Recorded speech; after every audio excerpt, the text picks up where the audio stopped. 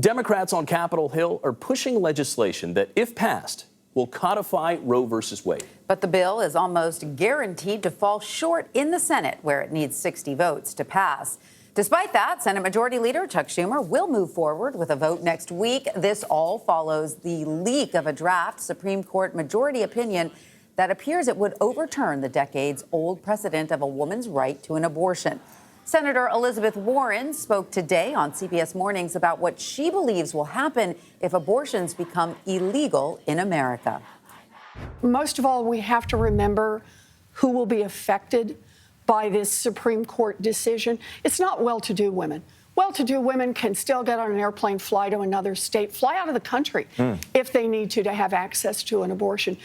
Who is this going to fall on? It's going to fall on poor women. It's going to fall on women of color. It's going to fall on girls who were molested by a family member. It's going to fall on people who were raped.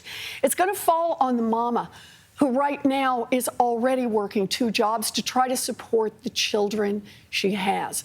This is about making sure that everyone in this country has a right to make the decision for themselves about a pregnancy.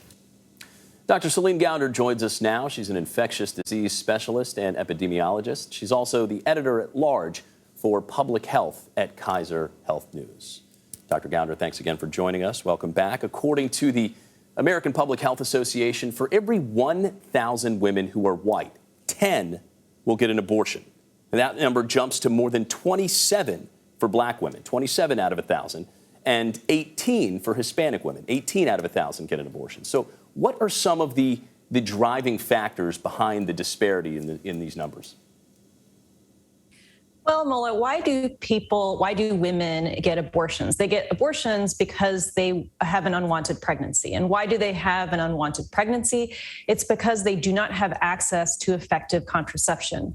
And what allows you to have access to effective contraception, that comes down to having insurance and being able to access health care. What we see are that women of color, lower income women, are far less likely to have health insurance. They're also very often in states that have not expanded Medicaid and offered expanded health insurance to women through Medicaid. And so when you don't have health insurance, you can't access effective contraception, you are more likely to end up with an unwanted pregnancy. So given that disparity, Dr. Gounder, what are some of the challenges and health risks women of color specifically might face if they do lose legal access to abortion? The United States has the highest rate of women dying from childbirth of all developed countries in the world. And so that's already an extremely high rate across the board for white women and black women. Black women, however, have 2.5 times that rate of death in childbirth.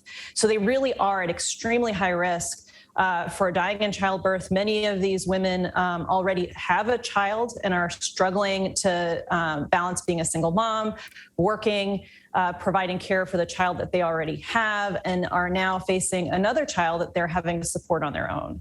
Yeah, to that point, Doctor, that a lot of these are single moms having to balance and juggle all these other sort of things. The highest percentage of women who get an abortion are women who have already given birth once before. So why is that? Expand on that a little bit. What does that tell you about who's getting abortions and why?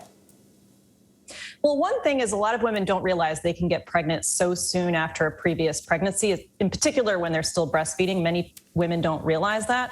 But many of these women, again, they're the average woman to get an abortion is in her 20s.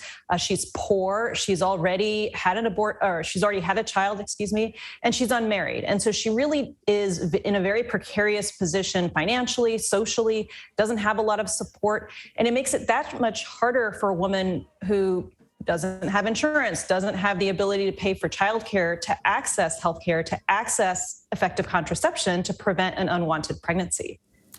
Dr. Celine Gounder, thank you so much. We really appreciate your insight.